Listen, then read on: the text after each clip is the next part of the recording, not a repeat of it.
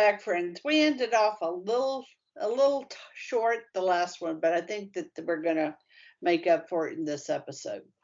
So we're talking about gardening as a minor plot, gardening as an analogy to spiritual walk, and it is very much a demonstration of at least two of the Catholic philosophical guideposts we covered oh so many moons ago. So let us all refresh our minds about them in general and then show how two of them are very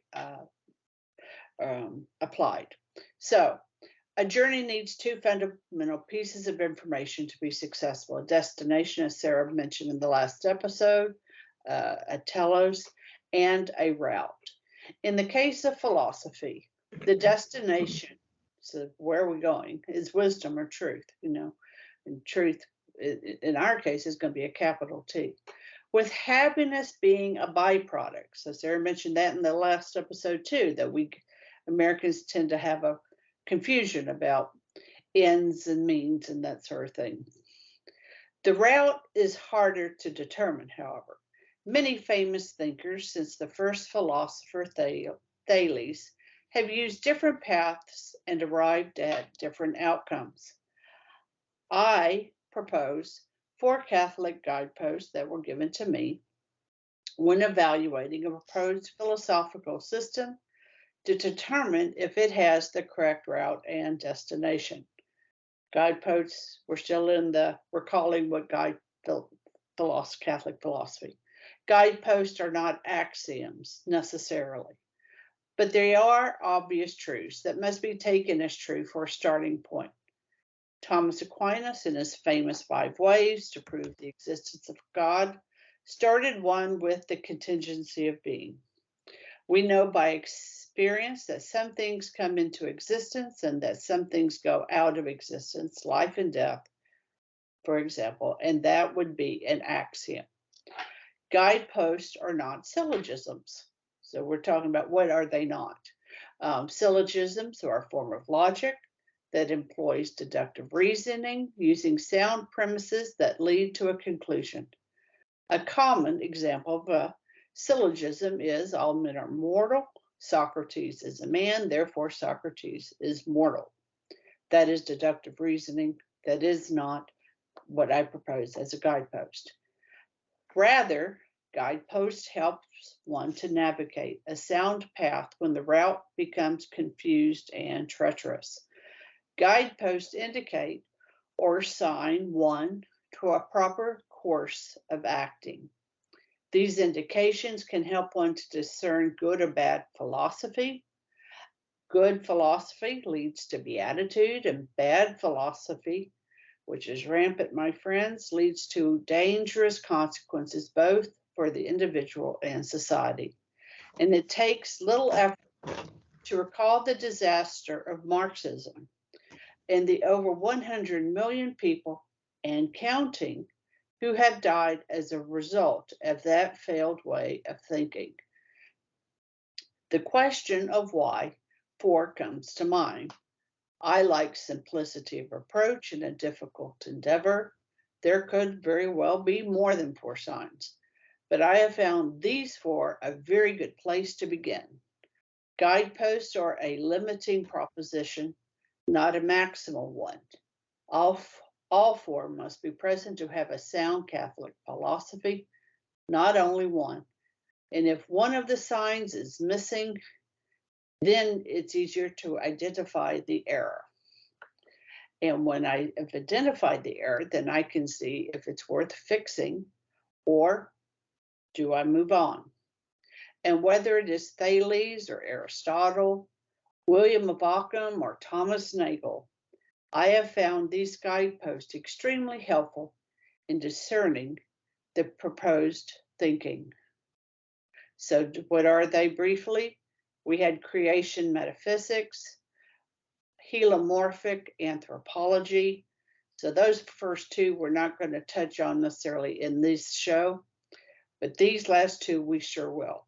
Realistic epistemology and objective ethics.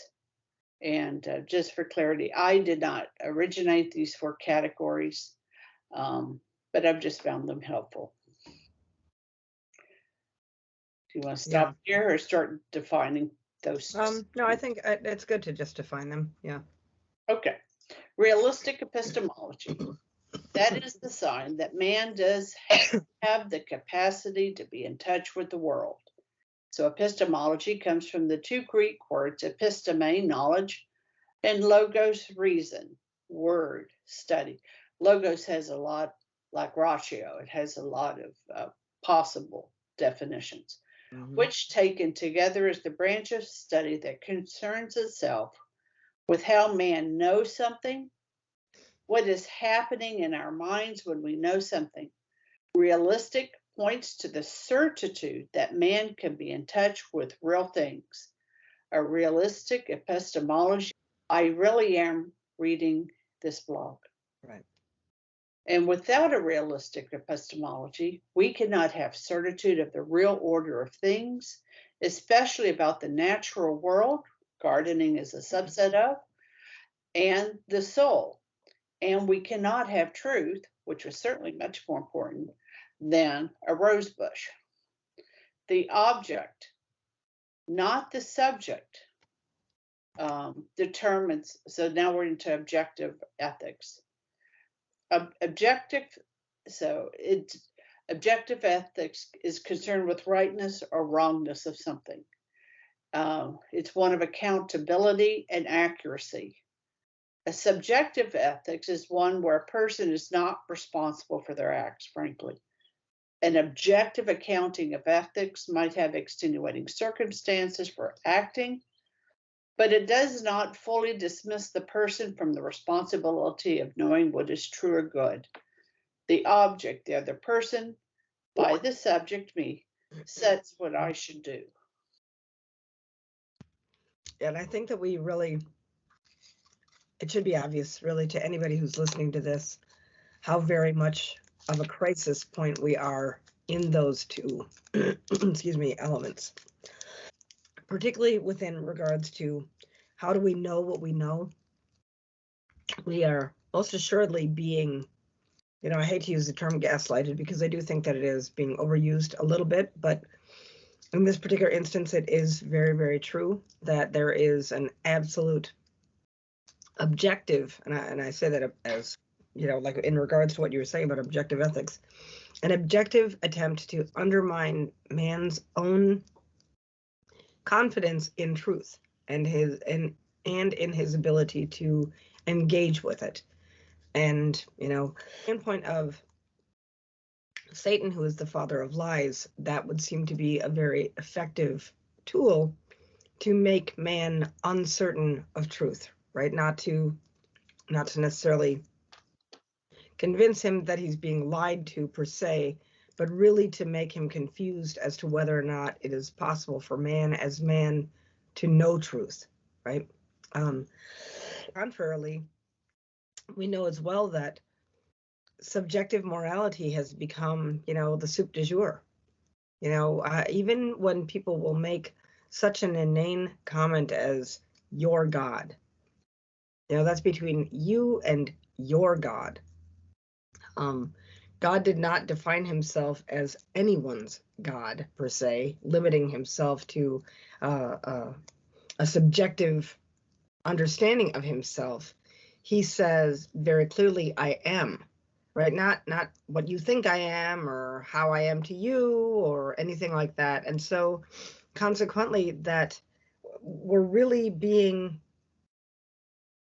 manipulated at a very deep and profound point which impacts the human person in a way that I don't know how you get out of it without recourse back to maybe, Nicomachean ethics, or really going back to something, because so many people are afraid of, they've been manipulated into believing that religion and Christian morality are buzzwords for limiting people's choices. And if we are not anything, we are certainly molded into being consumers of our own personal wants in some ways. So it's very important. These two guideposts are very essential to us being able to moor ourselves to a firm foundation. That's right. And good luck if those two guideposts are not in play if you're trying to plant a garden. If I can't really know, you know, my was it my Purple Heart, Right. you know, or my Plumeria. Mhm. I briefly, and still taking it to prayer, was looking at a master gardening curriculum. And let me tell you that one of the FAQs, first thing out, they do not engage in old wives' tales, old husband tales, old people tales, whatever tales they are. They go by strict, realistic epistemology, and it's subject to the object. So that would be under objective ethics.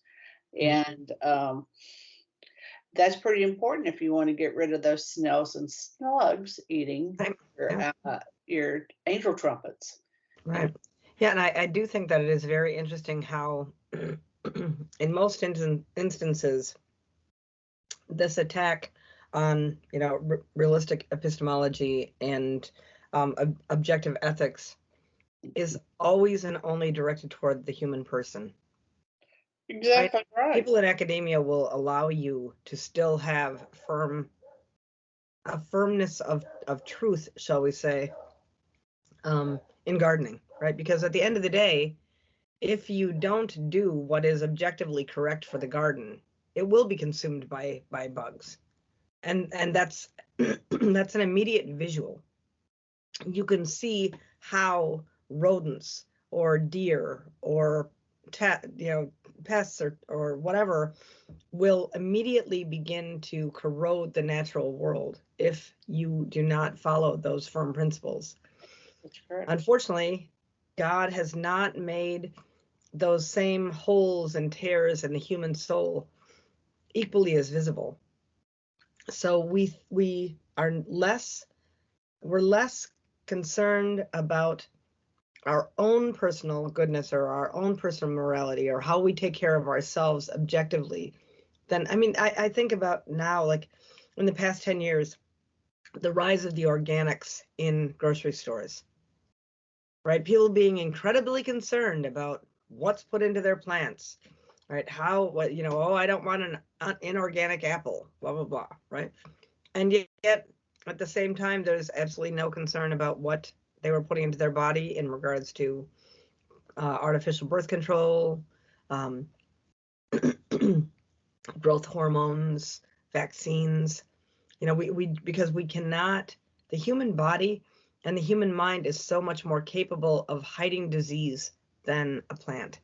And that's where I think that it's really important, and really where we begin to see the true wisdom of St. Thomas Aquinas telling us that grace is fulfilled in nature. Nature fulfilled, like it amplifies it.